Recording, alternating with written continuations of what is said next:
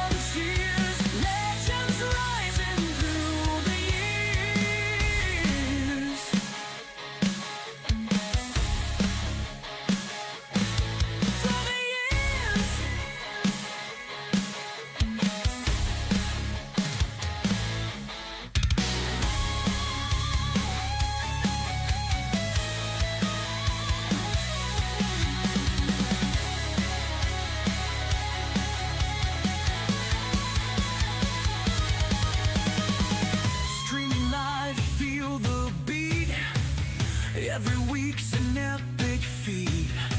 They shed light on what's the trend. When will the madness ever end? From movies to the latest shows, you never know how far they'll go. Come aboard and take the ride.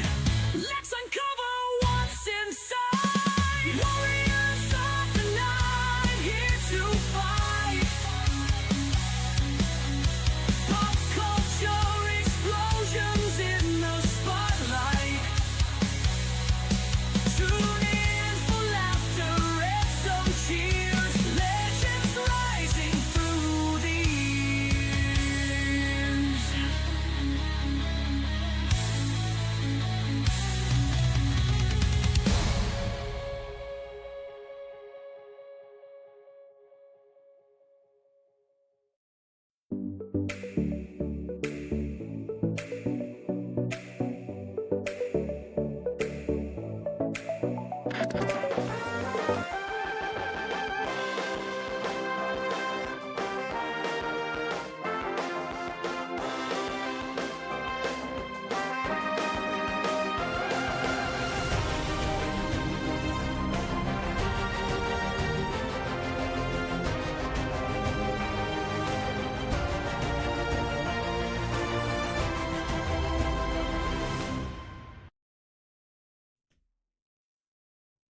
Hey, everybody!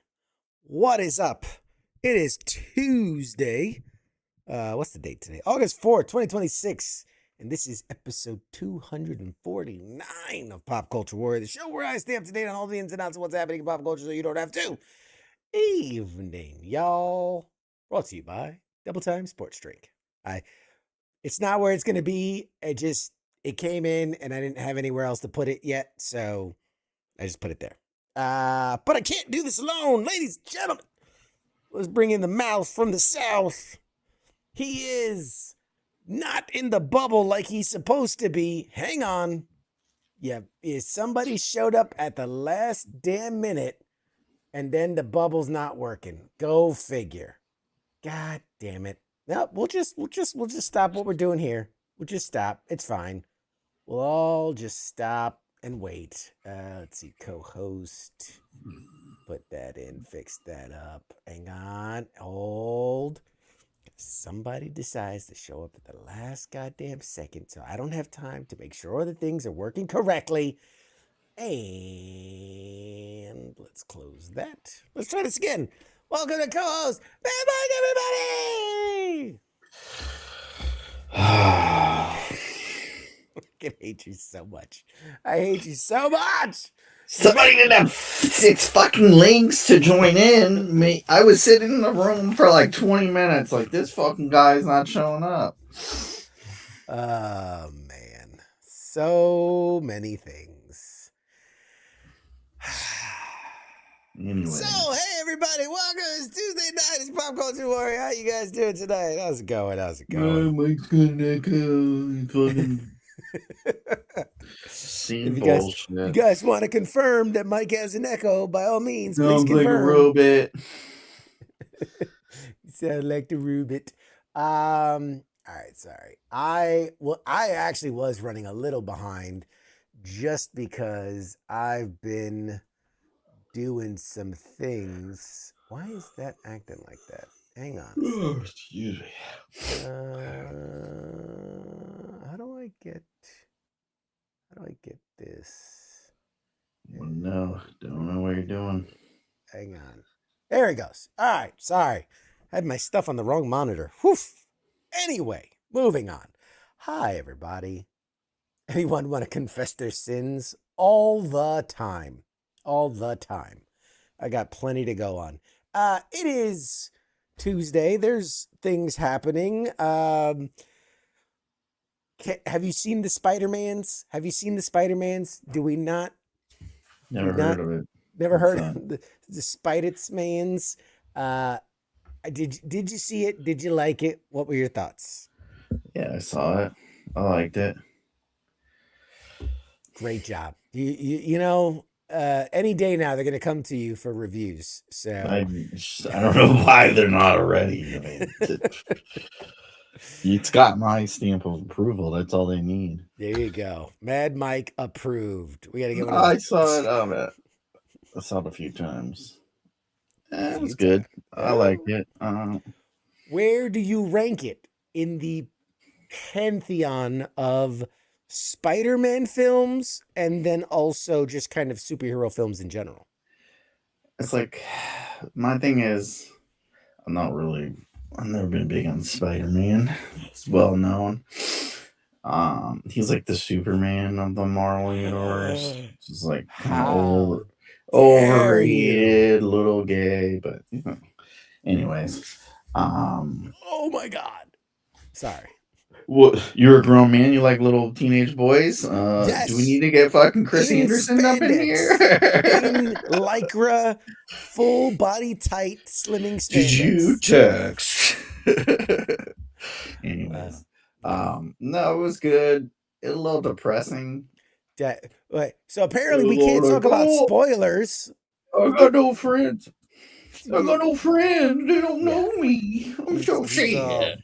Yes, we'll keep it to general thing. Yeah, I really liked it. I did. I enjoyed it.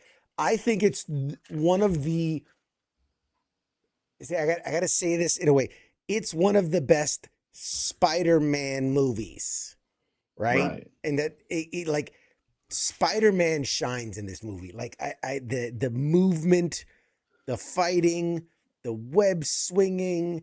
just They did, yeah. It's probably everything. the best they've ever done with like how you like if it was real, like I would say like his POV and stuff like that. It was fucking excellent. It was like the game. That's what people Yeah, liked about the game. yeah, It's like, oh, you guys caught on. Oh, the yeah, fucking most popular game that you've ever had. Let's do that in the yeah, movie yeah. Right?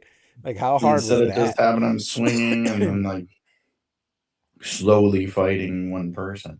Yeah. Um, No, it was really, Visuals really well done. were fucking really well done. Good job for that guy. That was the same guy that did Shang-Chi, I found out. Shang-Chi, yeah. Yep. Yep. Oh, look at you, Tristan. It's fucking Shang-Chi up in here. Shang-Chi. I've been getting better at my Ooh, name ooh. pronunciations. I've been going to the Chinese buffet once a week. I'm cultured. It's pronounced. I was gonna say something Chinese really. buffet. I was gonna say something that would really get me canceled. um, Yeah. but that was good. I kind of like didn't like how they glossed over his most fucking epic villains like of all time.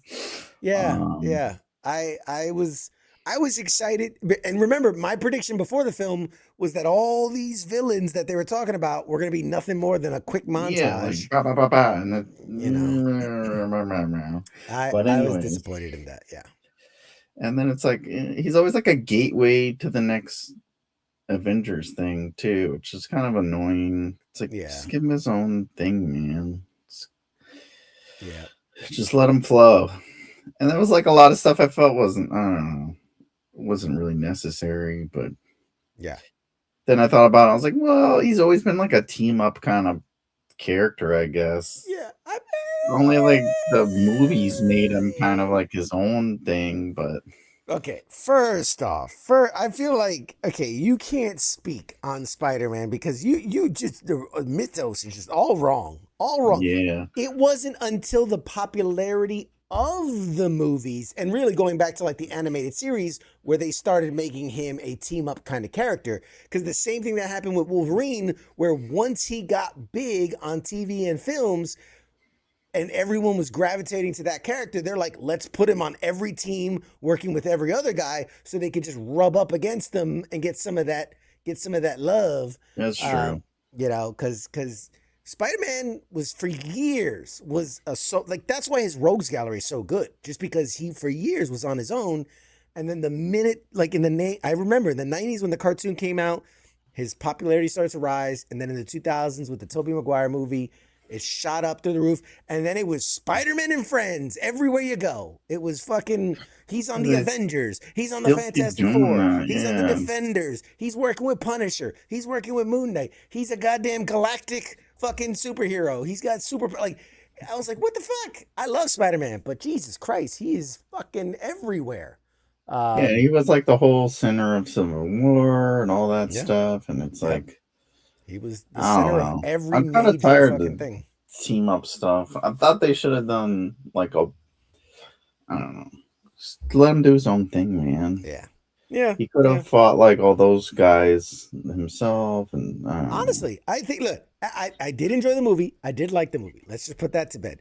But if you take like the first third and just like stretch it out and let each of those little mini villains kind of live, bro, that's a good movie. That's a Yeah, solid it's movie. an excellent movie You because know, they had Tombstone. Like, well, fucking Scorpion alone was like Scorpion, one of his most formidable opponents. Tombstone. They had what was it? Tarantula.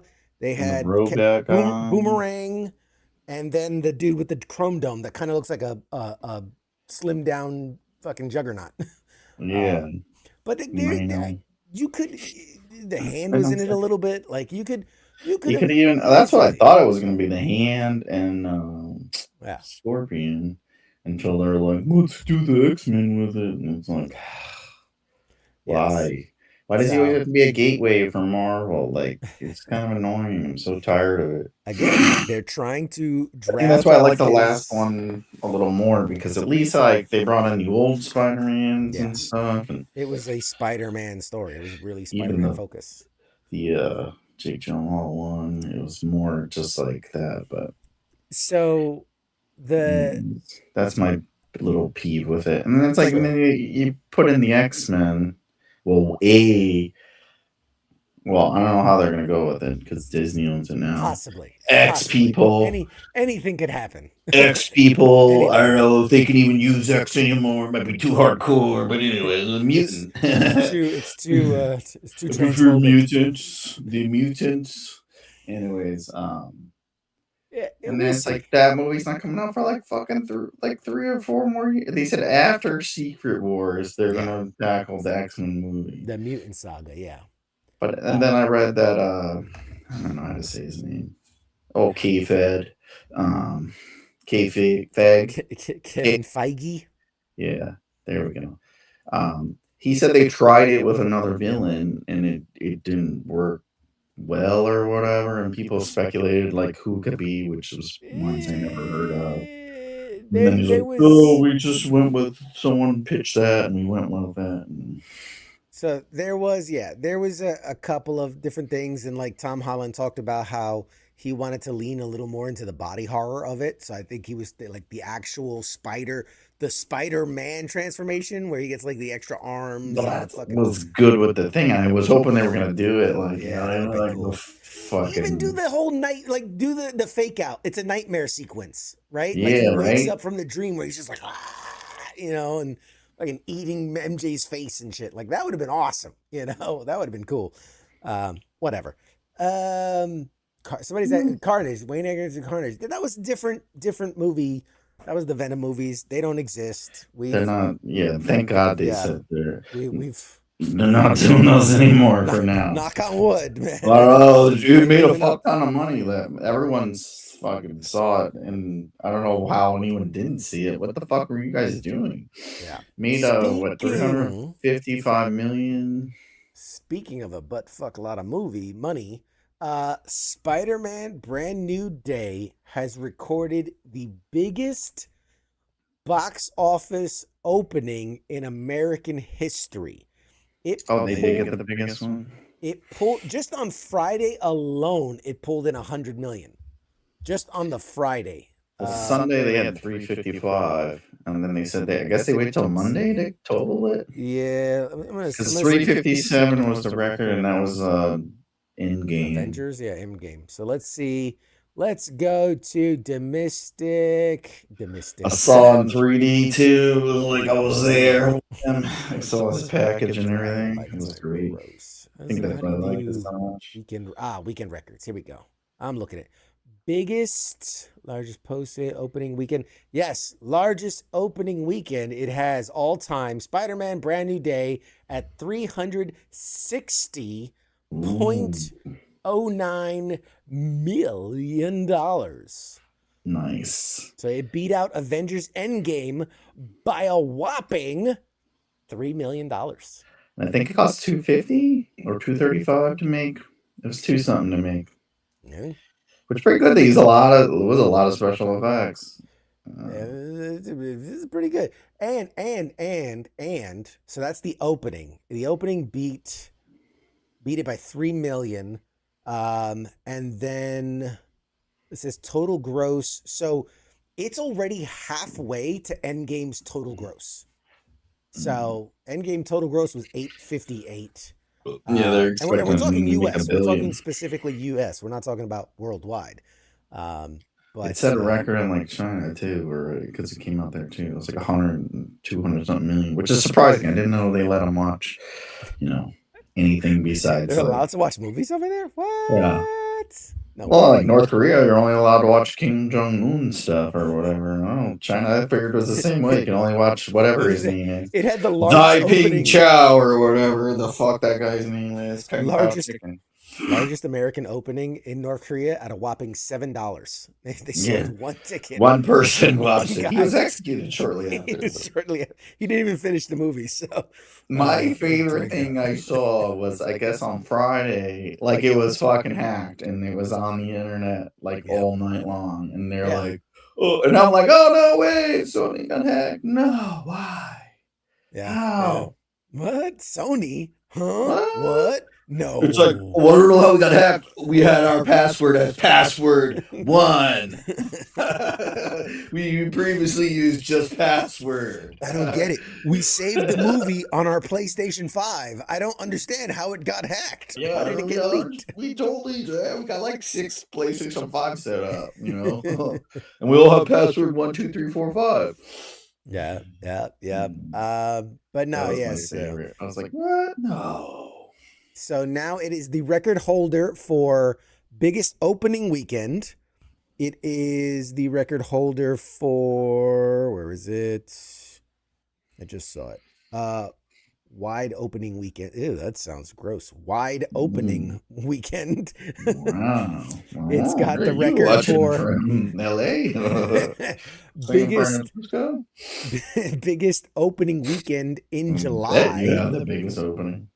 And then There's biggest, nothing else out too. That's like what else? You don't watch so much Minions and the Odyssey. Yeah.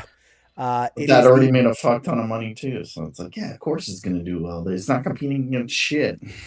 You know, I'd love to go down this list without you interrupting me every No, time. everyone knows it made a lot of money. It's a good movie. Go watch. July, It's a really good movie. biggest opening weekend by summer. Biggest opening weekend for a PG-13 film. Biggest opening wide across all theaters. And then I thought I saw For a Spider-Man movie ever. So funny enough, not for a Spider-Man movie though. Well, it might be because it says no. It did because No Way Home opened to 260. So and the highest grossing movie of all time was Endgame, and it beat it. So it's obviously the high. Well, obviously. What are you reading your news from? Like fucking goddamn New York Times? Like shit, we know they're wrong. All right. I mean, I was trying to say because there were certain other records that like No Way Home had, but that's specifically for like months. So like No Way Home got the biggest opening in December of all time. And then I saw No Way Home somewhere else. Man, it's crazy the things that they track in this thing. Wow. There's a category for everything. I play it. Yeah, holiday season is Spider-Man No Way Home because it opened up in the Christmas season, so it got December That'll get broken. Yeah, December. Well, yeah, with Avengers. Little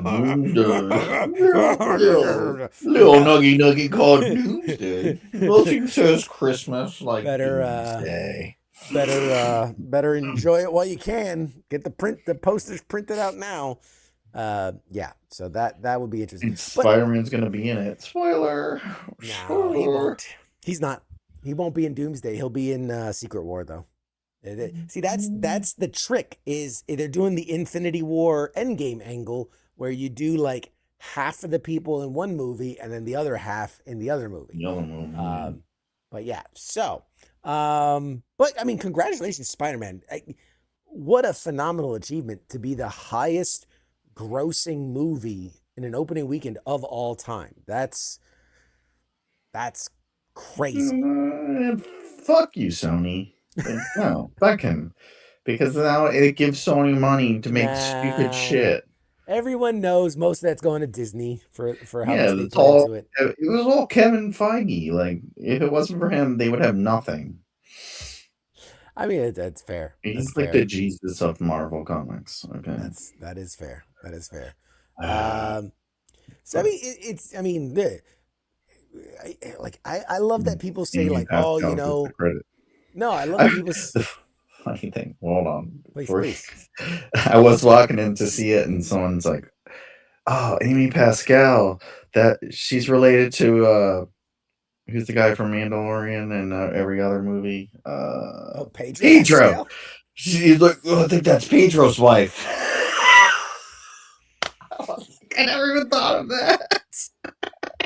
How funny would that be? I don't think they're related at all, but I never. One is a white blonde woman, and the other one is a very Spanish male. Yeah. So unless there's adoption, I think that's Pedro's wife. I'm like, holy fuck! How are you alive in this day and age? No, it's nepotism. That's his grandma. It's nepotism. That's how he got in. How do you think he gets all those roles? That's exactly it. No, but I was saying that it's amazing to me the people that say, "Oh, there's superhero fatigue and there's movie fatigue and movie theaters are going out of the way." When like, okay, uh, biggest opening in Easter, Batman v Superman. Biggest Labor Day opening, Shang-Chi. Biggest President's Day open, Black Panther. And it keeps going down the list. Biggest, where is it? So obviously, biggest opening in Spider-Man Brand New Day. Biggest by month is Avengers. April is Avengers Endgame. May is The Avengers. July is Spider-Man Brand New Day. August is Suicide Squad. October is Joker. November is Black Panther Wakanda Forever. And December is Spider-Man No Way Home. So literally the biggest movies. Then if you break it by season, spring, summer, fall, winter, the only season that doesn't have the biggest opening is fall, and it was It. So it's based on a, Yeah, Stephen because King they story. don't release shit in the fall, which I don't Exactly. understand. Exactly. Like, So you my can point release a is, movie in the fall, like, and then they release horror movies in like fucking November, and it's like, dude, you fucking released that shit in October, you You dumb missed fuck. it. I don't know why it didn't do well. We released it in July with fucking Spider-Man. It's Yeah. like, no, you fucking released it in October when nothing's out, you stupid fucks. But the whole thing with superhero fatigue, it's not a fucking thing. It's two things. One, it's a shitty fucking movie that Shitty either movie Sony fatigue. made or DC Sony made. movie fatigue. That's what it is. It's like one of the Sony or DC like made, and it's a piece of shit. And the second thing is, it's characters nobody fucking knows about. Like, you gotta think a majority of people, besides like, I don't know, I'm fucking put the number way up there, but like 30% of the people that actually read the source material, everyone else only follows the movies. Like, my whole family, besides me, they've only seen the movies. So it's like, if it's not something from the movies that doesn't lead into the movies or whatever, it's like nobody knows what the fuck it is, and they're spending the whole time trying to figure out how it ties in to the last movie they seen. Fair. You done? You You got it all know? out? You good? So that's what it is. It's not a fatigue. It's like you do shitty stuff. Like, it's only DC confusing everyone. I love Wayne. Wayne put in, there's got to be a Spider-Man fan out there where you say Spider-Man and they just have uncontrollable orgasms for no reason. It's CQ. Did you show him your elbow or whatever? Your fucking arm, shoulder. I forget where it is. He's got one there, and he's got one on his butt cheeks. Yeah, there's a spider web. If you pull it open, it's just a spider web. Yeah. Yeah. Yes. Moving on. It's a good movie. Go see it. It is a really good movie. Worth a watch. They did really well. Yeah, it's crazy when you have to nitpick because you're just like, this would have been better, but it's a really good film. It's a really, really good film. You do better. Like, let me see you do better. The fight sequences were better. Like, I read one art. Well, no, it's like something that critics are like. It's like, really, like, you just gotta shit on everything. Like, that's my thing. I like to shit on stuff. But I read one thing where the guy was like complaining because they're like, he's good. It's just all advertisements. He ate at Little Caesars twice. He's advertising the non-alcoholic beer. And it's like, who the fuck pays it? Like, that's what you're complaining about the whole fucking movie? And it's like, that's what they do. Scorpion Every had a movie, it's fucking... Starbucks logo on him. Scorpion, it was crazy. Yeah, like, it's like, no, that's every movie does that. And that's fucking real life. You can't go outside without fucking being out, seeing billboards for shit and whatever. That's the guy going outside going like, really? We're just advertising everything now? You're in New York. It's like you're in New York. It's like the center for commercialism. It's like fucking Times Square is literally, that's its thing, is advertising. Yeah. So it's like, this is where you're complaining about. Like, fuck, what kind of planet do you live on? Like, shut the fuck up, man. And why not advertise for what they like? Okay, they sponsored the thing. That's what they do. Put a bunch of money into it. Make it get paid. Unless you watch some shitty fucking Oscar wannabe winning bullshit where they don't advertise that shit. But it's like, Matrix, every fucking movie ever. Like, get the fuck out of here. Like, that's what happened to Black Adam. Fucking The Rock ruined it because he made him advertise his shit. And you know, trying to fit Terramana into a fucking Black Adam movie? Like, come on, man. Yeah. Let's see. So in other news, In disappointing news, it's kind of a bummer, man. After announcing that it was coming back just like 6 months ago, they just announced that the Wonder Man TV show has been canceled. Which I Um, don't get. Like, it and was they, good. it was really, it won a fucking Emmy. Yeah, it was really good. It was enjoyable. It And was the fun. weird thing was because like the co-writer, the one guy who did, I think he didn't he write in game or something, but or not in game, but Spider Man. I think he was part of Brand New Day. But the other writer, he was like, "Yeah, we were getting ready to set up the writing room and everything, and everyone was under contract." And Yeah. that was what's weird because they announced it and they're like, "Yeah, we couldn't get the writer room together, and there was scheduling conflicts." And then it's like the guy's like, "No, we were ready to get it together. We're supposed to do it like next week." And then even that actor, I can't pronounce his name. There's so many Yeah. vowels in it. That's a And tough he's one. like, "Yeah, I had nothing going on." And I He think that was the cleared guy his they schedule. said had schedule problems. It's like he got nothing. So it's very strange. I thought it Yeah. would have been good for them. I mean, it's like way better than I thought it would be. I think than you thought it would be. I had like I had low expectations Same. because it's a character that is like, I mean, It's got what maybe 3 pages of. like I was You say could probably put he one was, comic book of his whole thing yeah, he together. was popular in like the 80s. I mean, like He still just some one pagers here and there. yeah, I mean, he was kind of a big deal during what was it? During the Infinity War in the real comic book. Yeah. But and Vision is literally cloned from his mind, not like in the movies. It was Wonder Man's mind that was cloned and put into Vision, which is why he was obsessed with Wanda because Wonder Man was obsessed with Wanda. So it's just I had low expectations, but they knocked it out of the park. I mean, really, it was so good, so well done. Um, It's it's just disappointing. strange. It's Yeah, and then disappointing. why get rid of it after that? You at least do one more. I don't I know. mean, I guess it just didn't fit into what they want to do. yep. And a lot of people were saying for season 3 of Daredevil Born Again, we've already seen the pictures of basically all of the defenders returning. So a lot of people were saying like, "Whoa, is Colleen Wig or Colleen, whatever her name was, Wig, coming back?" The actress that played her in the Iron Fist series did actually put out a statement that Marvel did ask her to come back and she chose not to. She chose Mm. to stay. Now, I'm going to go ahead and assume and read between the lines that they said, "We want you to come back." It was going to be a glorified cameo, like maybe be in one scene and then die or something like that. And she's like, "Nah, screw that." Because she made the comment where she goes, "We left that character in a very good place." So that tells me, if you're reading between the lines, that what they offered me to do wasn't worth it.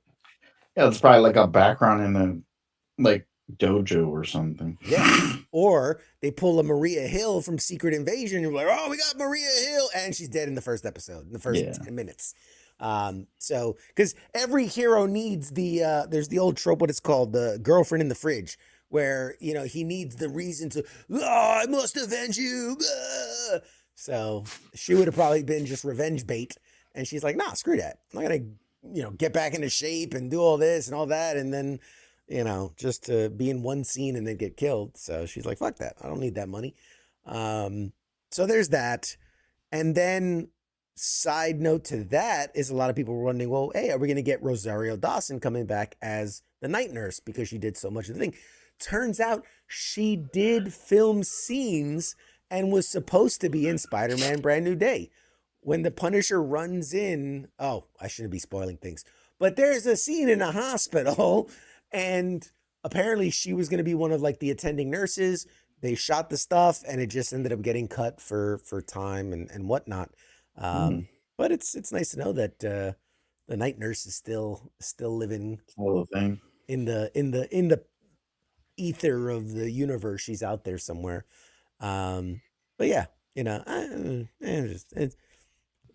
we'll see. We'll see how things are gonna go. Yeah.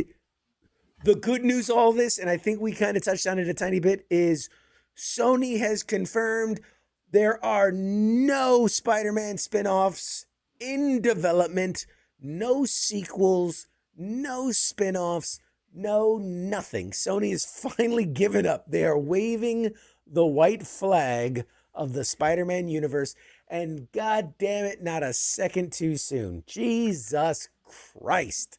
I couldn't take another one. Like and that's good news because that means Jared Leto's not getting any more work. But it's also like if you read the article, and it was like I forgot who it was, like the vice president or something that was said that, and he's like, "Oh, it just didn't connect with the audience and stuff like that." It's like, nah, it didn't connect because you had no clue what the fuck you were doing. It didn't connect because it sucked. You were just like you put out shitty content that it wasn't anything to do with it. It was just the name.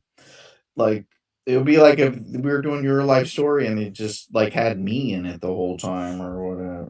Like it wasn't even your life story, it's mine. It's like it didn't make any fucking sense. You guys didn't even bother to read like the source material, or if whoever wrote the script did it, and then you guys are just like, no, let's just do this and we'll put this in and that, and like I don't know, studio interference, or if you're just retarded or what. I don't understand.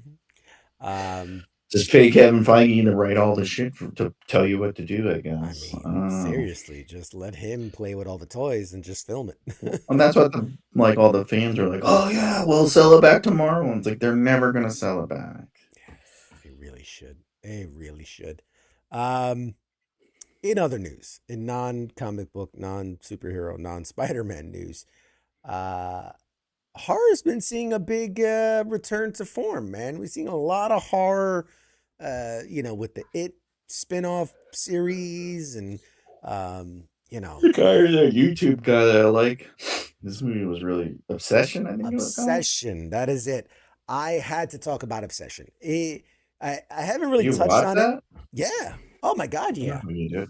I Yeah, didn't watch it you yet. haven't seen it? Oh, No. dude, it's I love that guy. I watch all his skits. And I'm like, this guy's fucking hilarious. He's hilarious. I didn't realize that was his movie until like it started doing well. And they're like, how did a YouTuber make a good movie? And I'm like, that guy's fucking creative as fuck in his Yes. reels. Like, Yes. I will say this, that he made that movie with like a $450,000 like budget. chunk of It money. was- yeah. And Which I was telling my wife about. I was like, they fucking, for Super Troopers 2, they had to fundraise like $2 million. yeah. I was like, this guy made this shit for like a quarter of that. And Yes. it made what, 250 million or some shit. Try again. It is now the sixth. No, wait, hold up. 1, 2, 3, 4. It is the fifth highest grossing horror movie of all time. The only horror movies ahead of it, The Sixth Sense, which, horror, you could, right? The original one. No, the 2017 It. Yeah, that's a new one. There was one in the. Oh, I thought you said the original, the new one. Yeah. The Sixth Sense, which horror movie, It's not kind of horror. That's a suspense thriller. World War Z zombie movie. Really? The Conjuring Last Rites. Yeah, never mind. And then Obsession. It's crazy. It's crazy to me that on a $450,000 budget, it is at almost $475 million. That's like a $475 million. Holy shit! And it was like zero there's like no like advertising budget. Like they weren't touring on like fucking. I don't even know who the talk show hosts are anymore. Jimmy Fallon or whatever. It's funny. It wasn't until after the movie came out that it started breaking all these records that they started doing the promotion, which I think is what caused it to get its second life. Because typically movies do all their promotion pre-release, and then you see it spike first week and then just drop. With them, it went higher.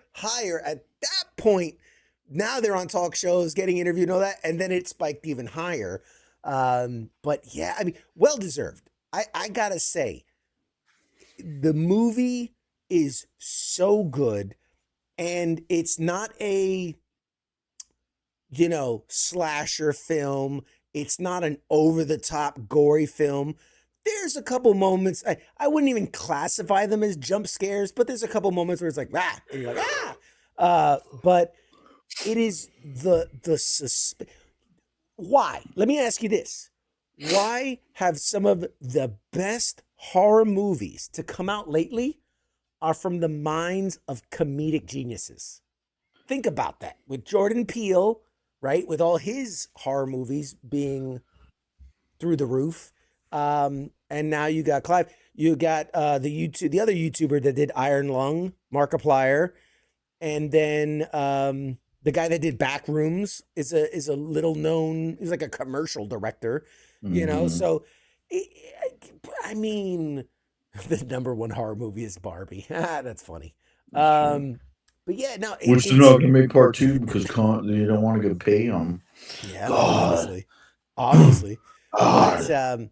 But yeah, so you've got Obsession, and then like I was saying, another 1, 2, 3, 4, 5 movies down is Backrooms as one of the highest grossing.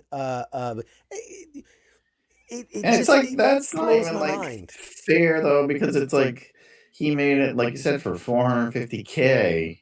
They spent a lot more on those other fuck. It spent a lot more on that. Oh yeah. That was, I don't know, what, 100 million or something. It was a lot more than they spent. Definitely, each one of those, Conjuring, all those special effects. Oh yeah, I mean, look at some of the other ones. The It movies, the World War Z was probably a good $500 million movie to make. Oh yeah, Brad Pitt got like 25 million alone. Yeah, Prometheus, Beetlejuice. The Nun, Hannibal, Alien. Beetlejuice is a horror.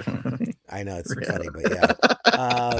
Final Destination, The Conjuring, A Quiet Place. All those are special effects heavy. Well, not The Quiet Place, but yeah, they paid a lot more because he got famous. There were still famous people in there besides the YouTube guys. Him and his friend. And that doesn't qualify you as famous. No, well, but I'll tell you, but they're not getting a $20 million paycheck. Is what I'm getting at. The actress that was in it, you're going to see her everywhere. This movie has launched her career into the stratosphere. She already said that Marvel has approached her to be in stuff. Like, they kind of approach everyone, I found out, except for us. I mean, I didn't want to tell you. What's his name? The Marine guy. He's in the Star Wars. He's turned him down like several times. I saw Kevin Feige saying. The guy we were saying might be Mephisto. Driver. Yeah, fuck's sake, the names. You know what to talk about. The guy from the Star Wars. The guy from the Star Wars. There's only a few. Artillery guy. There's only a few of them in that movie, Star Wars. The guy. It was a little movie. It's a small thing. But no, it blows my mind. It blows my mind. And she absolutely killed it. It's like the main lady, right? Yeah, she's the main character, the one that is obsessed. She did phenomenal. It is incredible. Highly worth a watch. Just it's just so well done. Yeah, I was gonna check it out. From the preview, I was like, "Oh, this is a pretty good movie." Yeah, it just rarely happens.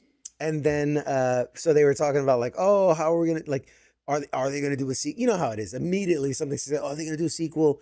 And I like what the director said. It was like Clive Barker, whatever his name is, because he goes, we could do a sequel that's a direct sequel that the impact and what happens, but he goes, I think a better idea, and I agree with him, is to do almost like an anthology series where every movie would be a different person, a different wish, a whole different, circumstance, with different outcomes and different, not retreading the same, which I think is a great idea because you take what works in the premise.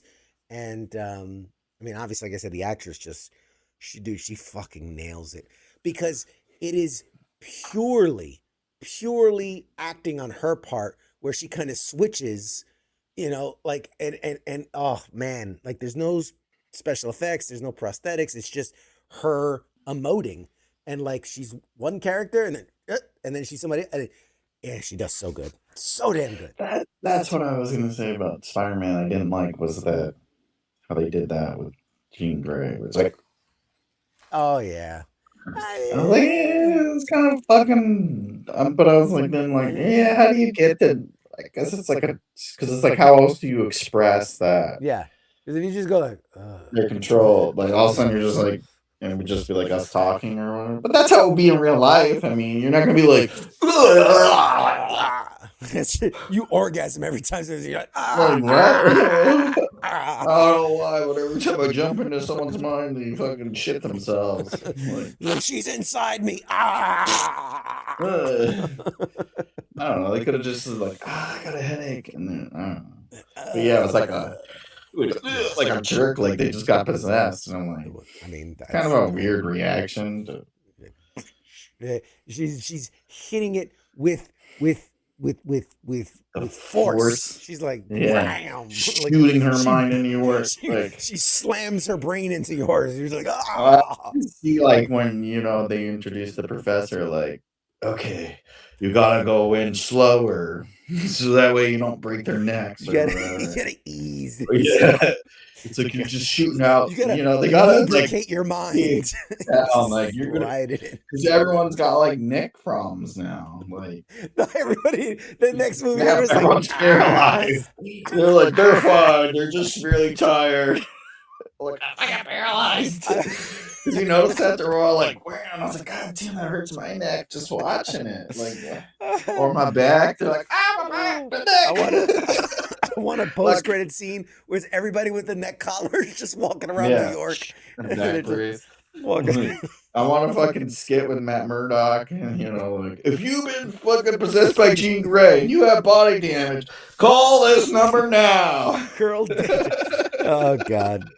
Daredevil's like, of all the times for me to end up in prison, it's just money to be made raining money, literally raining money. Anyway, but yeah, they gotta follow up. Like, you can't go in so hard or something, because it's like they're gonna do that. Professor Xavier's supposed to be more powerful. What's gonna happen then? Like, fuck.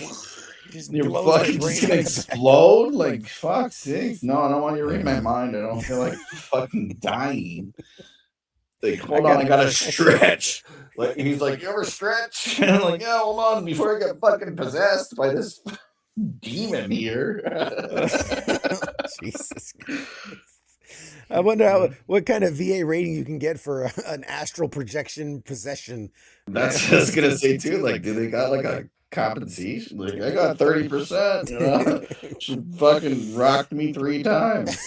That's what I see too. I'm like, goddamn, no one's looking around the park. Like, all these people are like, I would be like, holy fuck, the devil's here. Let's fucking bounce. I don't leave the dog. Like, I'm fucking gone. Like, fucking dog's like, I just saw, I was going over to get ice cream and I just saw 6 people fucking get possessed. Like, I'm fucking running. Like, I am not sitting there throwing you this fucking frisbee. Fuck you, I'm out.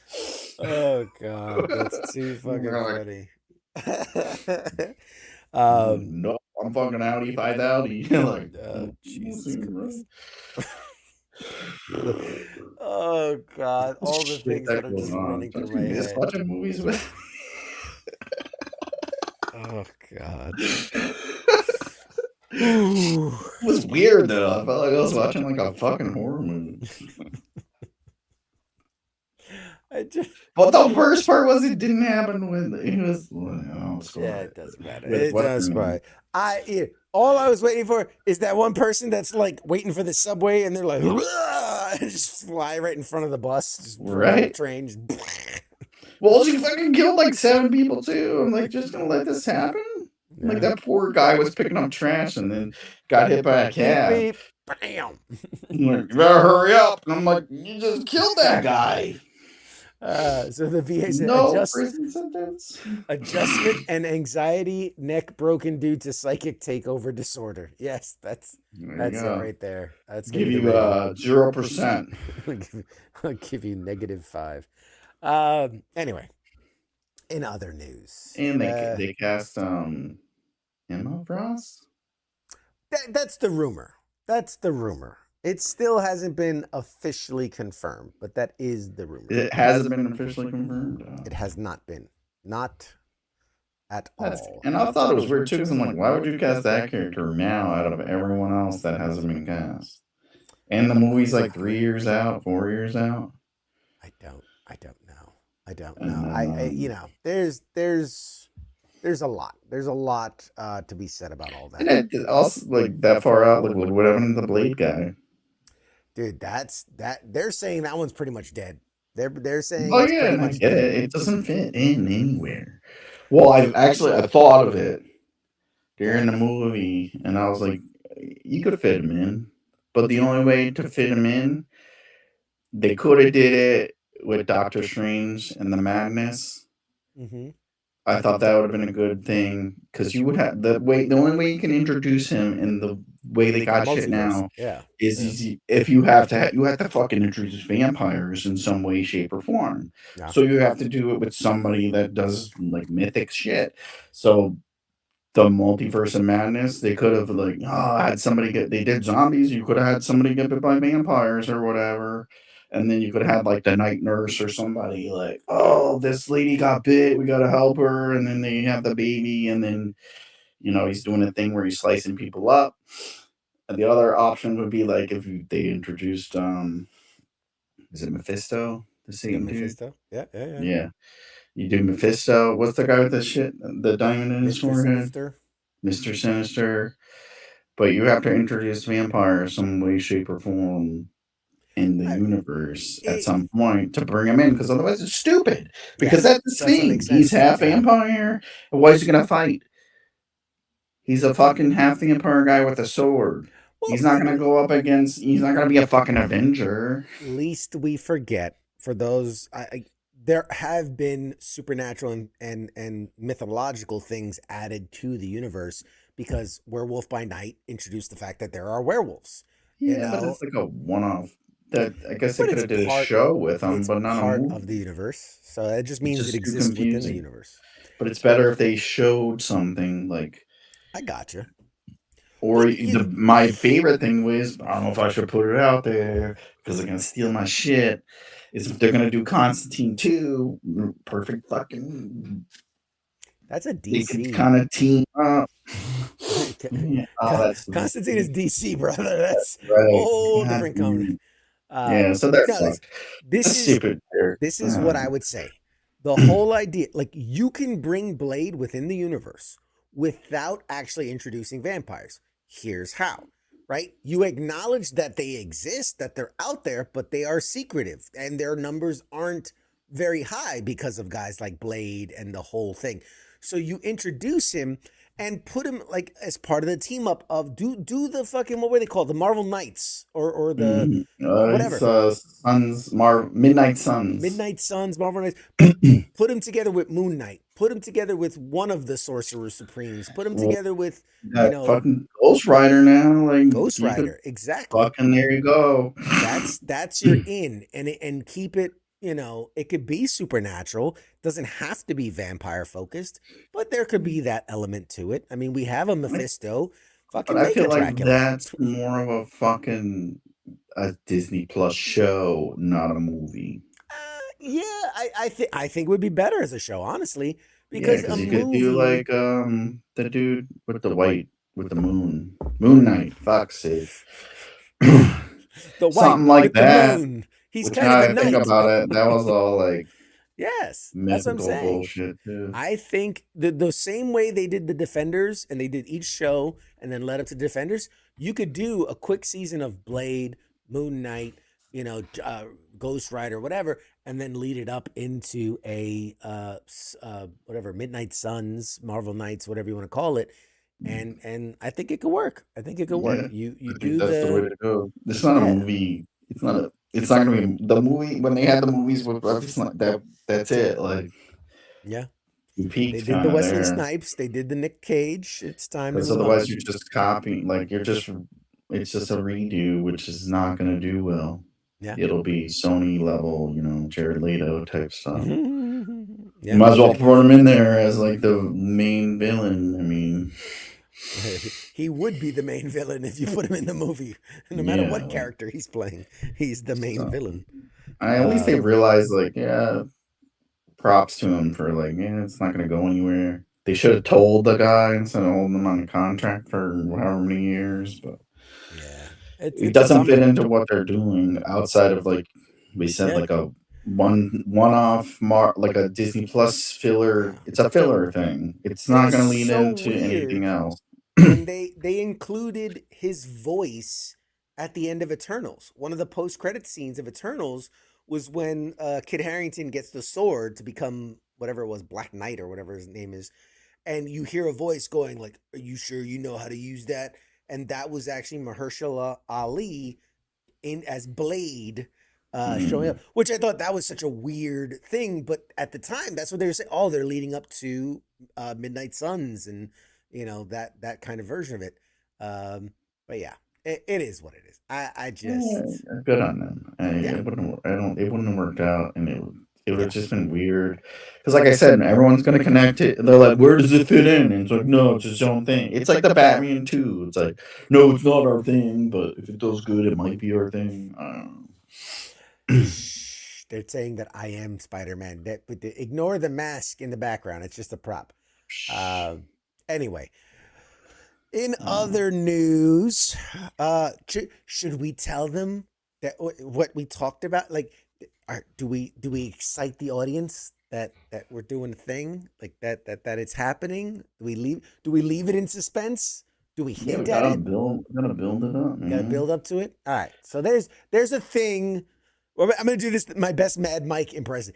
There is a thing, and Something. there's the people, and they're gonna do the thing, and it's gonna maybe happen. So stay tuned. Calm How'd I do? yourself. I'm so excited right now. I can't fucking take it. It's gonna be awesome. It's gonna I'm be awesome. excited. When is that? I watched the. We have a guest coming on. It's next week, right? Or is No, it okay. this week? So today we have a guest. It is the creator, writer, director of The Vale, which premiered at San Ooh, Diego Comic-Con. And next week we have you would know that's what this. I'm excited about. Yeah, we have Hairspray joining us next week. Yeah, If you know, you know. If you don't, you don't. good documentary, which A really, really good documentary. kind of It's sad. Makes me it's. sad. Did you finish it? Did you get all the way Yeah, I through it? watched the whole thing. Okay, Watched good, it. good. It's, Yeah, you it's said watch it all because we got a preview and you only get so many views. So like, you gotta watch it all because I don't even know if you'll be able to watch it more than once. So I like watched the whole thing, like the whole day. I'm like, oh, look, I can't blink. I I must miss started, I it. can't stop. It's like ignoring calls. They're like, we're calling you. I'm like, Not important. It's a 90-minute film. Calm down. Like it it's a took you long all day to time. see it. I was able to pause it. Actually, I figured I'd pause it. Took me like 3 hours to watch it. Yes. So next week we have his name is John Boljak. He was one of Stan Lee's assistants in his final days, and basically filmed his last time with him 3 3 to 5 years. 3 to 5 years. And filmed with him constantly, and so really captured this just We really saw him a lot. That's what was upsetting because like we saw that guy a lot. Because that was when we were doing a lot of shit. Like, and well it's like, funny you should mention that, and we'll get into this next week. But I had the same reservation. I have a picture of me and Stanley over here, and some Stanley signed stuff over here. So like me, I was like, oh my god, this is hurting me. And yeah, like I feel like I don't want to. I should just get rid of this, burn it. I feel so bad. No, but in talking with him, we were kind of lining up the dates and saying like when we had met him was like 2013, 2014, 2015. Things didn't really get bad until it was like about 2016, 2017, 2017 is when it started to go bad. Well, but no, that still that asshole was there. He was there with every time, remember? Yeah. And I was like, who the fuck is this guy? Yeah. Yep. So stealing all his money. The best part, well, is I'm gonna ruin it, but yeah. check out the documentary. I don't know what it's called. What was it called? Yes, Stanley, the final chapter. Okay. Yeah. But he had an opportunity when Sony was buying Marvel to get. They offered him 10 fucking %, and his lawyer's like, no, just take a one-time payment. So he took $6 million, which the lawyer got $3 million, he said, and it like fucking because everyone's always like, "Well, I thought he had a lot of money," and it's like, no, he got fucked. Like he says in the thing, he's like, "I'm the worst at finances, like Yeah. out of anyone. He's It just because made terrible he's a financial beautiful decisions." soul. He's a beautiful, Well, that's what's wrong trusting because it's like, yeah, you soul. trust everyone, you're friendly with everyone, and all they want to do is the whole world just wants to fuck you. That's what I Yeah. keep telling you. You're right. You're right. Anyway, But Stanley anyway, Tucci. Good callback. Good callback, yeah, Heath. Stanley who? Stanley who? Stanley But Tucci. yeah, he could have 10% of Disney. He would have fucking man. I guess it's good and bad because we would have never saw him or nothing. Like, Fair I enough. would be at a con if I had, like fucking Iron Man hits off and you're like, I just got 10% of that. Like, I'm not going to this con. Like, fuck you guys. Maybe once like after a bender on cocaine and drinking and I have to redeem myself like for community service hours. That's the only time you meet these people now. You notice that? You're like, the guy got a DUI and he told the cops to go fuck himself. And then he's like, appearing at New York Comic Con. Casper Van Dien. You're like, oh, okay. Don't call him Casper Van Dyne. Now he's good enough to come here. Sylvester Stallone. It's like, why is he here? Oh, he fucking molested some lady. Okay. So yeah, look forward to that interview next week. But it's the week fucking good. after that, we have the head of, I think it's like marketing or publicity or whatever it is for Dragon Con, which is celebrating its 40th anniversary. 40 fucking years? 40 Shit. years. Yeah, crazy, right? Oh. A long I time. only heard about it like 2 years ago. So yes, so that's gonna be a great one, dude. So many things. Like we're gonna continue rolling out our San Diego Comic-Con coverage. We're gonna keep posting videos because there's so much that we are literally like we've been able to pump out like the quick 5-minute, 2-minute videos, but there were multiple interviews that were like 15 minutes, 20 minutes, 30 minutes that require just a lot of editing. And I'll be honest, we've got like 2 people that can edit here at the station right now. So, and I think one of them's like half in and half out at work. So, yeah, we're going as fast as we can. But dude, the Glenn Mazzara interview is a outstanding interview. The Wizards of the Coast interview is a phenomenal interview. The one with Amy Garcia, actress Amy Garcia, and former wrestler AJ Mendez, that was a banger. It just so much good content. We got oh my god, there's just so much. There's so much coming. We have all that. Then we're getting ready for Dragon Con, which is going to be phenomenal. We have like unprecedented access, which is just amazing. And yeah, and then we've got New York Comic Con coming and PAX Unplugged coming. It's just a lot. It's a lot. And I'm very, very excited. And then there's something mega, super huge, ultra, super, super big down the line. Probably we'll talk about it a lot later, but I'm thinking like start of the new year, it's gonna be big. Big. So we're laying out the groundwork now. Yeah. Okay, you calm down there, fucking DJ Donald Trump, DT, whatever. We got great things. The war's over. We really great people here. We gotta work on our impressions, man. You gotta. Well, that's a good one. That's how he dances. But that's how you danced before too. Kind of weird. He took my moves. I had to retire them. He took them. It's a really great guy, no? It's great. Goes by 2 letters. Does doing big things. Great dancer. Took his moves. I told him everything he knows. But yeah. Anyways. So it is the top of the hour.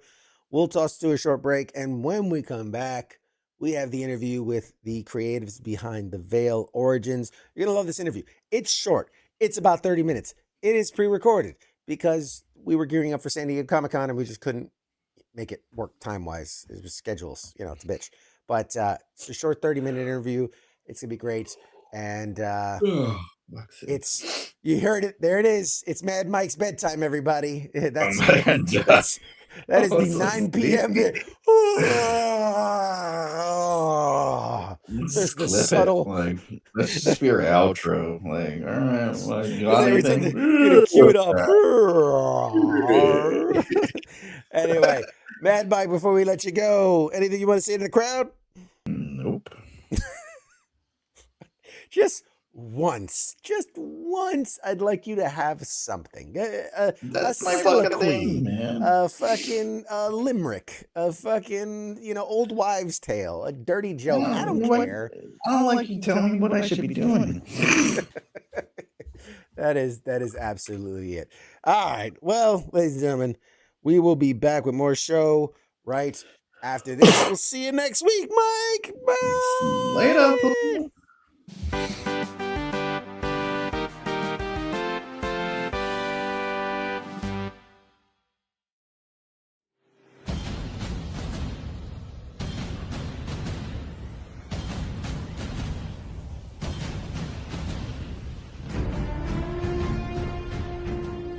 Hey, you there? Yeah, it is right, you. Let me ask you something, alright? Where the hell do you think that you're going? Oh, would you think because the show is going to commercial that means you get to just walk away? Well, CQ asked me to pass on the little message, alright? And it says, I'll be back.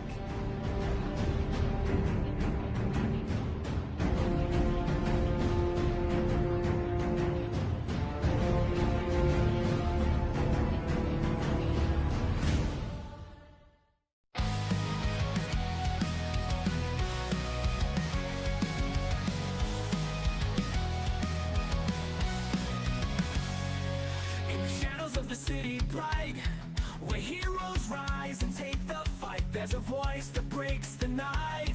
It's CQ at the insight. From the comics to the silver screens, talking legends in those crazy scenes, pop culture trends and hidden themes. CQ reveals what it all means.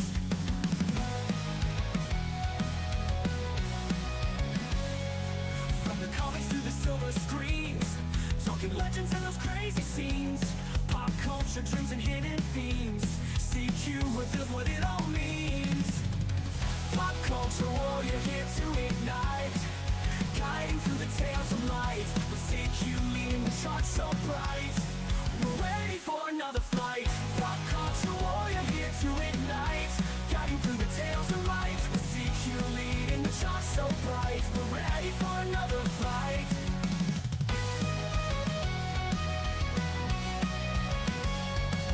Marvel at the twists and turns, villains playing heroes learn. Every episode we'll discern lessons from the past to learn. Games we play and books we read, CQ's list of what we need. Memories that make us bleed, together we will take the lead. Pop culture warrior here to ignite, guiding through the tales of light. With CQ leading the charge so bright, we're ready for another fight. Pop culture warrior here to ignite, guiding through the tales of light. With CQ leading the charge so bright, we're ready for another flight.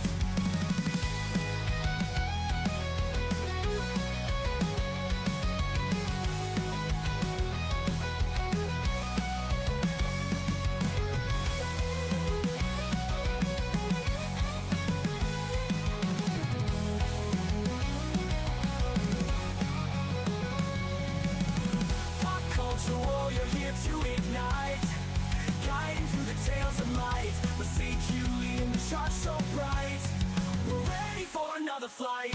Pop culture warrior here to ignite, guiding through the tales of light. With CQ leading the charge so bright, we're ready for another flight.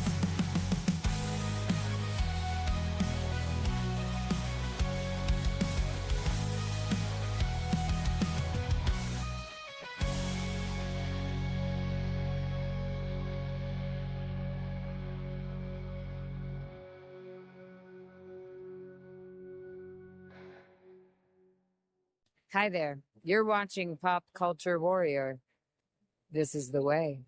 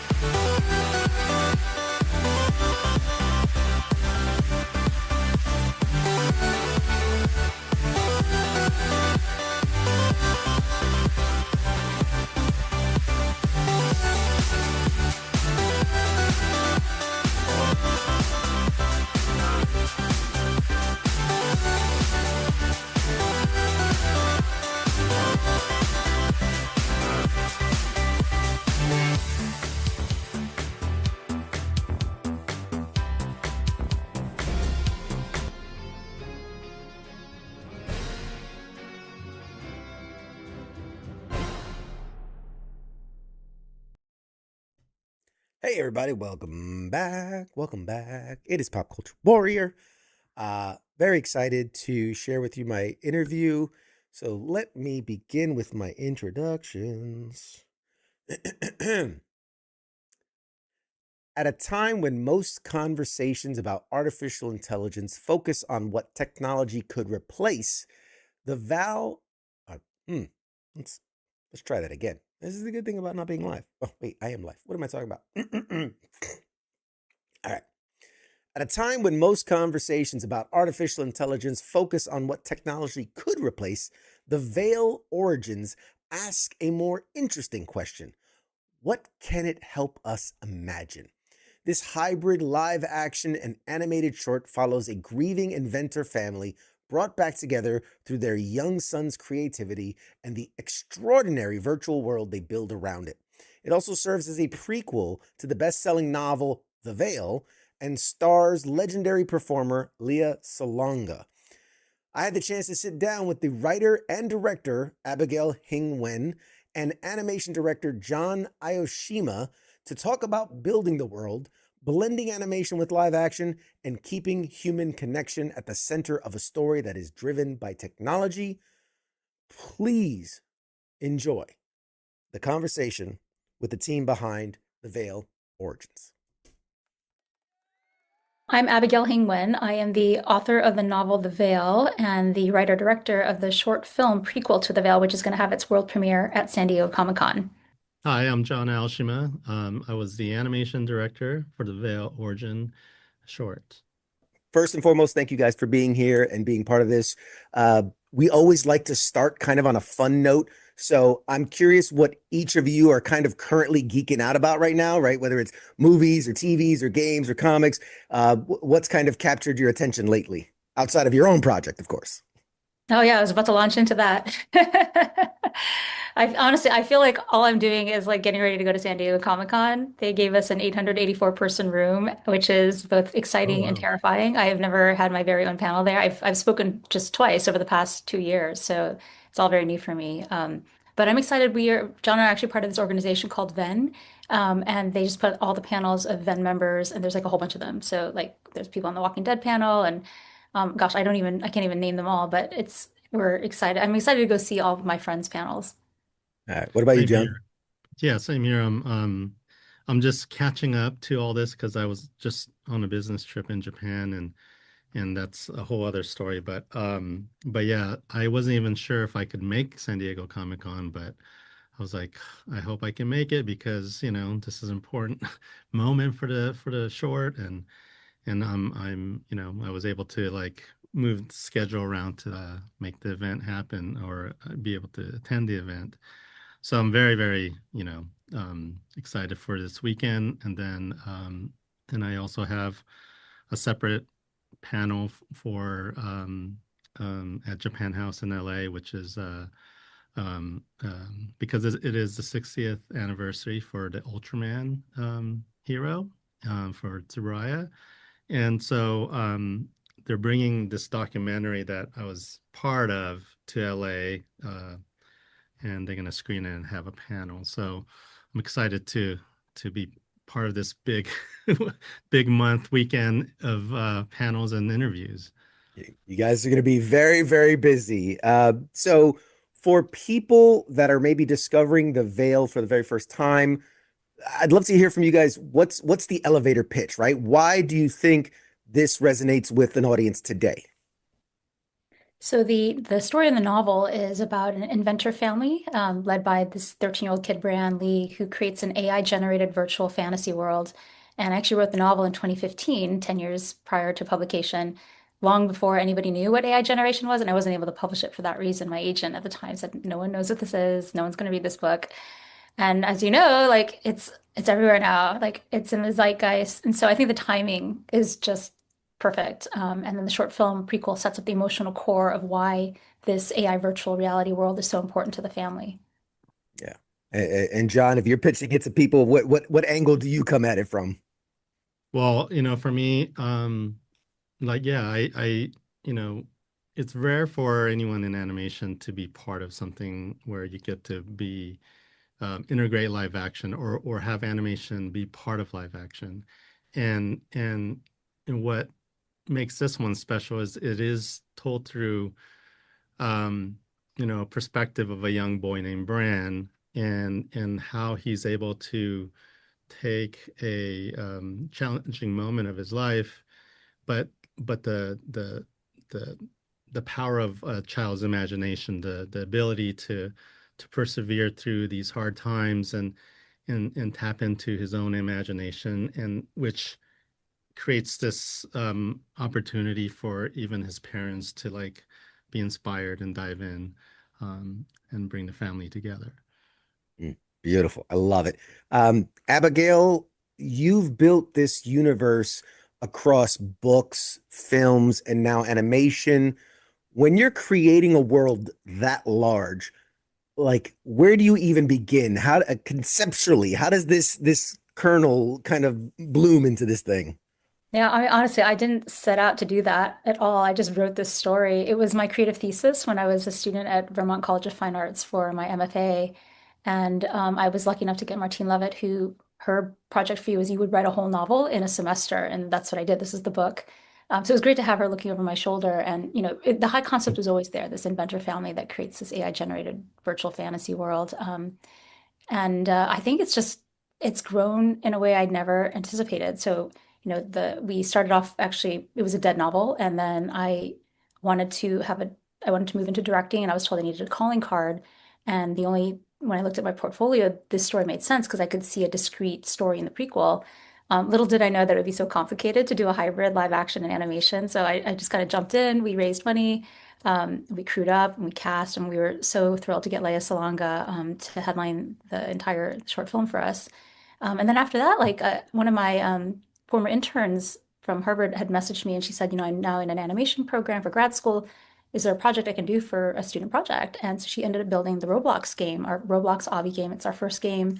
We're actually working on a second game now, but that one went viral. It had over, I think it's about 300,000 plays now. And then at the same time, I was able to get the book deal where we ended up making it an illustrated novel.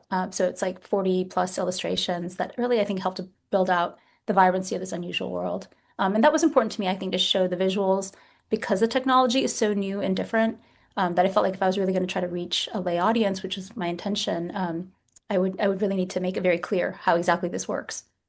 Mm. Wow, it's incredible. What a journey. My goodness. I'm exhausted just listening to you talk about it. What a journey.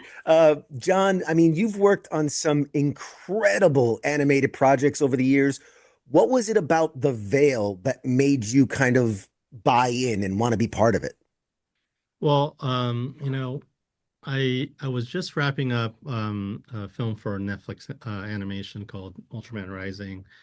And I was actually, trying to see what could be next for me and started to explore some opportunities. And I met Abigail at this mixer called Stone Soup, started by the guy that created Rotten Tomato, a review, website. His name is Patrick Lee. And when I met Abigail, she had told me she's been looking for someone that understands animation, and she has this like short project that she's starting. And so we set time aside, and she just pitched me the whole idea and what she was trying to do with it. And for me, my background is all in animation, and I do have curiosity to like tap into live action. Because telling stories shouldn't be held back by the medium. And so I was like, well, I guess that could be a glimpse into the live action world and what opportunity can offer that, unless I jump on the Veil. And the concept of it was exciting on its own. So yeah, that's how I got started. And I realized too that one of the main characters of the Veil is an animator. So the dad is actually an animator. That's right. Yeah. It's all coming to art and life and art. It's all crossing over. So, and this could be for either of you, but AI is obviously the heart of this story. But what I kind of notice is that it's not interested in telling people what to think about it. It's asking questions. And so when the audience sees it, when these people see it, what are you hoping the conversations are kind of coming out of viewing The Veil? Great question. John, Mm. do you want to take it first, or I'm happy to take it as well? Please go ahead. I'll need a minute. Yeah, so it's a really hard question. As I mentioned, it's a prequel to The Veil, and it's the emotional core of why this family needed to create this world, this virtual fantasy world, which, VR these days is often used for escapism. And I think it's very relatable. Like it's about kids living in virtual worlds. And I joke like, oh, we don't know any kids who live in virtual worlds, but that's exactly what social media is. Like, endless scrolling on social media, you're in a virtual world, even if you're not actually putting on the VR headset and going into this fantasy world. But I think, The Veil is generally a tech positive story. It is the potential of what we can do with these technologies if good people are making that. And that is actually one of the themes of The Veil. Like it's important for good people to go into making technology because they are the ones who are shaping the values of these systems that are really here to stay and really seeping into all of our lives. But it also explores some of the pitfalls of the technology, and that's more, I think, in the novel. So I think part of my hope is that people will be intrigued by the prequel, think about, what are the positives? How can I get involved? How can I learn and educate myself about this technology so I can take better advantage of it myself? And also be intrigued to pick up the book and check out the Roblox game. And we have more projects in the works, so I definitely am excited to get the word out. Nice. John, anything to add? For me, AI in my industry could be a very sensitive subject, what makes this short, separate and totally different, even though it touches on AI, it's you're following a story, a boy who finds an AI character. And I think, from the outside, you can look at it and say like, as an opportunity to like raise questions and to allow what a human and an AI interaction might be like. And if it's coming, and if the influence is coming from a young boy with no preconceived perception, and what can come out of that. And so I think it shines a light on opportunities. And there are very sensitive perspective on AI, but I mean, if you go into something like that, of course, you're just going to see, negative things. But if you're coming at it with like no judgment and just look at it as a technology and let the audience kind of come to it. But this short is really about the boy's journey. So Beautiful. And Abigail, you kind of touched on it a little bit, but this is your directorial debut. What kind of surprised you the most about stepping behind the camera after spending so many years as a novelist? I think what surprised me the most is how easy it was. It's really a very natural transition. And I've actually since heard that in Hollywood, like a novelist to director transition or novelist to showrunner transition makes a lot of sense because as a novelist, you are the director. You're thinking about camera angles and costumes and the lighting and like everything, the pacing, right? It's all you, just you. And I think in some ways making a movie is easier and more fun because you don't have to do it all yourself. You have your production designer and, in this case, we had our animation director and the cinematographer and really like the whole crew involved and everyone is playing their role. Like those 150 names at the end, they each like touch the film in some specific special way. So my past life also involved working in tech in Silicon Valley, and so I kind of came to the project with that discipline and that comfort with managing teams of talent. It's a little different working with engineers versus working with creatives, but it's very much the same. Like I think it's all just giving people clear, like casting a clear vision, making sure people are on the same page, making sure people are communicating, and then keeping things moving forward. Very nice. And John, every project kind of develops its own visual language, especially in something like animation. How do you approach creating the animated style for the Veil? And were there any parts that were especially challenging or even rewarding to kind of bring to life? oh, sure. I mean, animation is a very tedious and long process. And so you can't help but look at the timeline, the budget, what we can work with. Um, and based on that, you can kind of judge like how big your seats, how big your team can be, and the size of them, and what needs to be addressed. And even at the very beginning, even though I'm signed on as animation director, we were looking at storyboard artists, and um, and the animation segment is fairly short in the overall short, but do we tap on and use a friend card to have them help you out in storyboarding the animation segment? Or do you just kind of hold on to that car for other things that you might really need? And when I say holding cars, I'm saying like the limited budget that we have to hire certain skill sets. And so I thought, well, I do storyboard, so I'm like, well, I know that animation is a medium that evolves quite a bit, right? And so I thought, maybe I'll just take it on myself, and that way I can work closer with the script and Abigail, and to kind of understand the vision as I start planning it visually.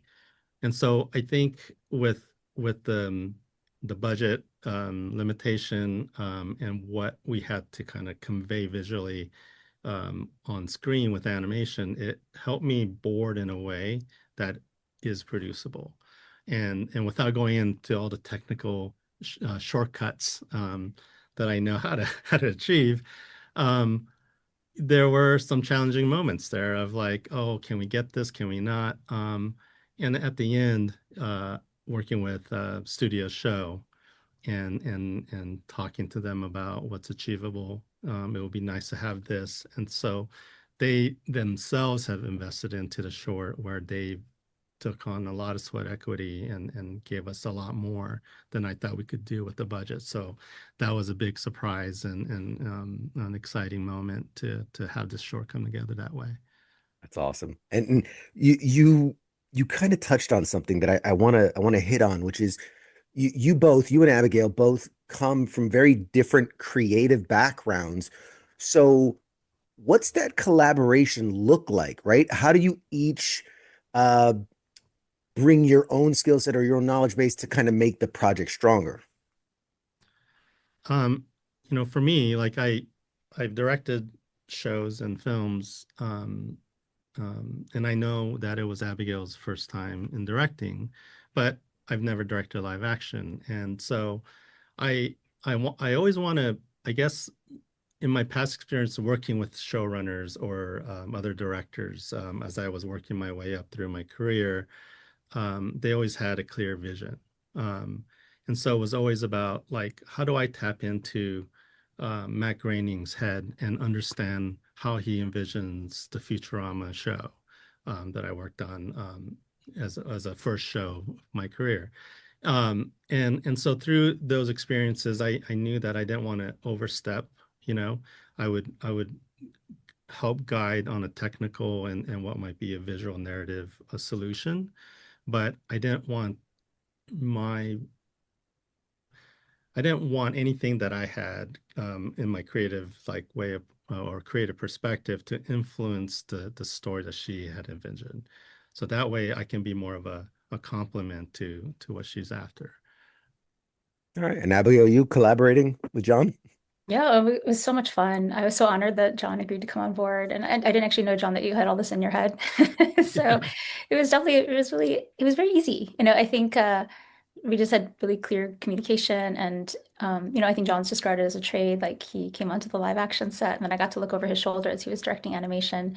And because this is such a strange movie where it really goes back and forth between the real world and the virtual world, I think we did have to collaborate a lot more closely, because sometimes you have hybrid films that are just bookended, like there's live action at the beginning and the end, or animation at the beginning and the end, and you don't really have to collaborate as closely. But we had to really think through all the transitions, and you'll see it in the short film. But when you go from the veil back to the real world and back to the veil, each of those moments was complicated, and we had to make decisions real time on set. And so John was a part of that, which was really fun. And then later, when we were trying to stitch it all together, I remember that the beginning wasn't working, and John came up with a solution for that. It was like a live action part of it, but it's like when you're both, it's just so great to have another brilliant mind like on the creative project with you and thinking through and solving problems together.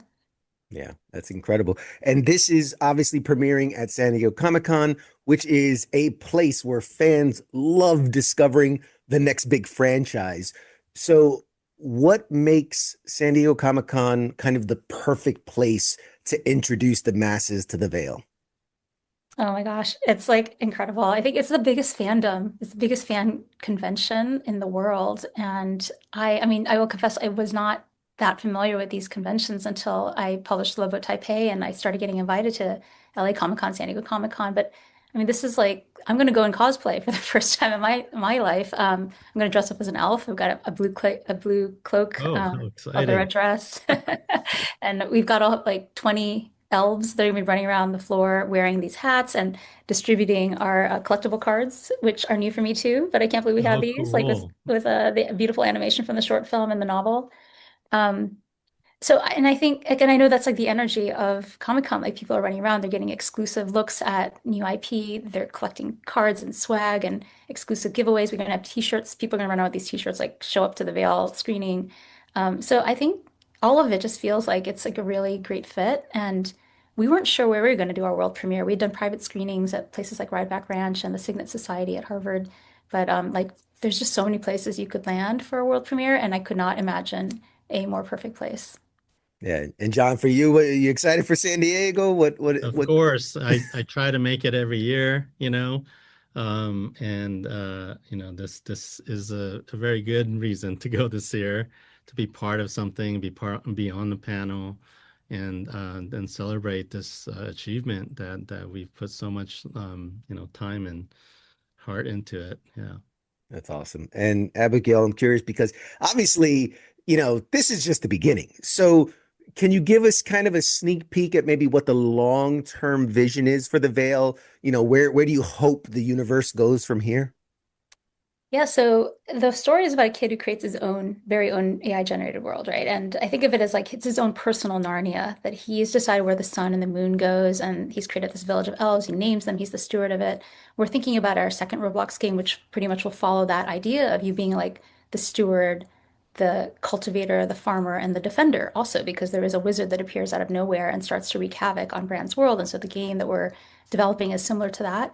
But I think my hope is actually that people will create their own veils, like that they'll be able to come into this world, be a part of it, but then also build out things in their own styles with their own like creations. And I think the AI tools are moving in that direction already. It's something that I think I was thinking about even in 2015 when I was writing this story. But now we're here. So I would love for people to enter the veil, and then start to make their own. Nice. And as we wind down here in this interview, I'm curious from each of you, looking back at the entire journey, right? And I know each of you kind of came in, Abigail from the beginning and John later on, but through your specific entire journey with the project, what's a lesson that you learned that you'll kind of carry into whatever comes next for you? Um, Before I jump onto a project, I always look at like who's involved, what it's about, and what can I do? What is my part in this whole equation, and what do I bring to the table? And I also realize that it's about the experience that you can have being in the trenches, problem solving, and coming out with solutions with your team. Just the idea of collaboration is always exciting for me because it always shows a perspective that there was, no way that I would come up with, and it helps me expand ideas, and that's where it's like kind of comes to play with like the idea of imagination and being surprised, right? And so when I look back on this particular project, I kind of see it as, yeah, like there is a sense of full circle coming together with this, and the fact that I worked on a project where it included live action and animation, and maybe it's a skill set that I'll utilize in the future. We'll see what happens. Fast forward, here I am on a project at Warner Brother Picture Animation that does include live action. So now I'm very excited to like care what I've learned here and take it forward in a bigger, stage. So It's life is full of surprises, and you just kind of you know trust your instincts and trust in others that you connect with and dive in. That's incredible. And Abigail, for you, the journey, lesson you've learned, what are you taking forward? Yeah, I think it's, very similar. It's the people that you work with that make all the difference. And there is nothing like having like a just like a deep creative collaboration with other people where you bring together all these minds. And there's nothing like directing where you have to be like a lay expert in every field. There's music and there's, in this case, animation, there's the cameras and there's the set design. There's no other art form like directing where you just need to know all of it, right? You need to be able to speak with each of these different heads of department and move the entire project forward in a cohesive way. And that is like one of the most fascinating, complex, but like incredibly exciting and so satisfying like projects like I can imagine. Like, yeah, directing films. So, and then yeah, I think you learn about different people through the process. You meet like 150 people on any project like this, and there's so many gems that you just want to hang on to and just keep working with forever. And so I think that's definitely been the highlight for me. Awesome. Outstanding. And I want to give you the last 15 seconds here. This is your chance to speak directly to the audience. Pitch it hard. Give them all the dates, the times, where can they find it, all of it. Go. Where can they find the film? The film, where can they follow on social Oh, media? okay, awesome. All the information. Anything you Great, got. great.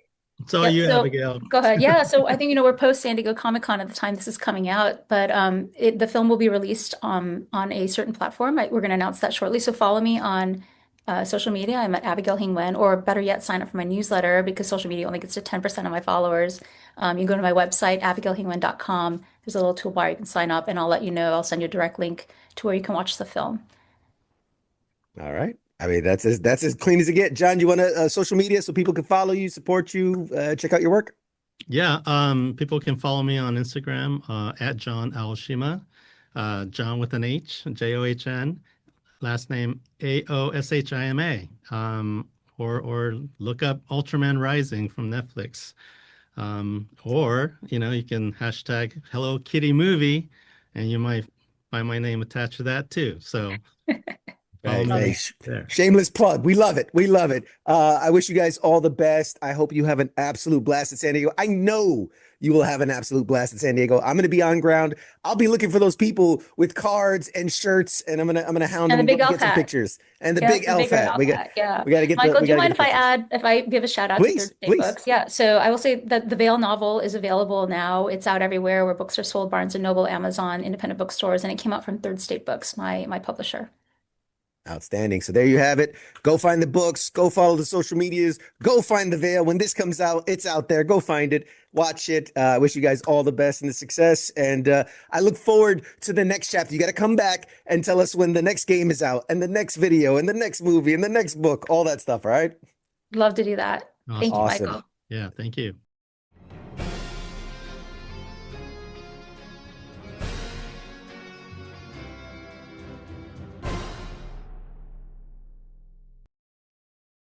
Hey, hey, everybody. It's me. I'm back. How y'all doing? That was Abigail and John from the Veil Origins. Absolutely fantastic group of people, and very excited to see. They did a panel at San Diego Comic Con and packed house and went through the roof and was such a well received thing. I'm very excited to see kind of what comes next for them, both games, books, movies, series, and all the things. So I thank them for coming on and taking a little bit of time to speak with me in what was a crazy busy schedule for them as they were promoting the world premiere of their film. Ladies and gentlemen, that is gonna wrap it up for me tonight. I am having an absolute blast, but I'm calling it a little early because I got some works to do behind the scenes for some really cool big stuff coming up. Tune in next week. We'll have more for you all around the pop culture sphere and a special interview with John Bolerjack, who is the filmmaker behind Stan Lee, the Final Chapter film documentary that is available now. So definitely go watch it and tune into the interview next week because it is a tearjerker. It's going to hit you right here. Just getting you ready. Bring the tissues. And not usually like the fun way to bring the tissues. Bring the sad tissues. So, all right, ladies and gentlemen, appreciate y'all. We'll see you next week. Shots.